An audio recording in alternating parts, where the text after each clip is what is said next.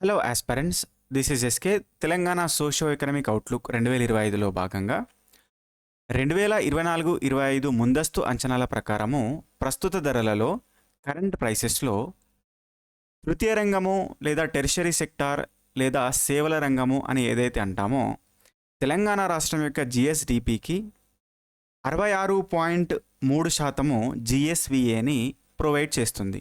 ఇక్కడ జిఎస్విఏ అంటే gross state value added and దీన్నే స్థూల విలువ ఆధారిత అంటాము. అంటే ఒక రాష్ట్రం యొక్క జిఎస్డిపికి ఒక రంగము అందిస్తున్నటువంటి వాటా.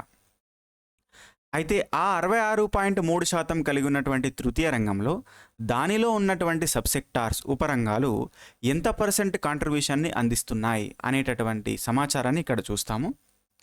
ఇక్కడ మనం చూస్తే వాణిజ్యము, మరమ్మతులు, హోటళ్ళు మరియు రెస్టారెంట్లు అన్నారు. వాటినే మనము trade, repair, hotels and restaurants అని ఇంగ్లీష్లో అంటాము. ఆ రంగము 27.4% కాంట్రిబ్యూషన్ని సేవల రంగానికి అందిస్తుంది.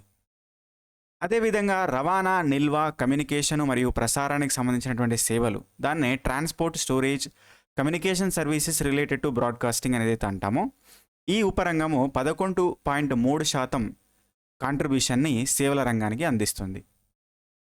అదేవిధంగా ఆర్థిక సేవలు, ఫినాన్షియల్ సర్వీసెస్ సంబంధించినటువంటి ఉపరంగము 7.5% కాంట్రిబ్యూషన్ని సేవల రంగానికి అందిస్తుంది.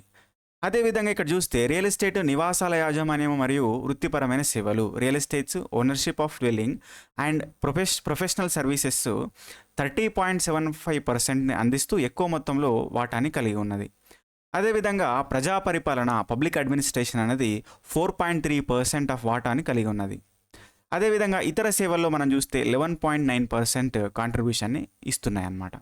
ఈ విధంగా real estate, ownership of dwelling and professional services 37.5%తో ఎక్కువ మొత్తంలో కాంట్రిబ్యూషన్ ఇస్తూ, అదేవిధంగా trade, repair, hotels and restaurants ఏవైతే వాణిజ్యం, మరమ్మతులు, హోటల్స్ అండ్ రెస్టారెంట్లు ఉన్నాయో 27.4%తో రెండో స్థానంలో ఉన్నాయన్నమాట.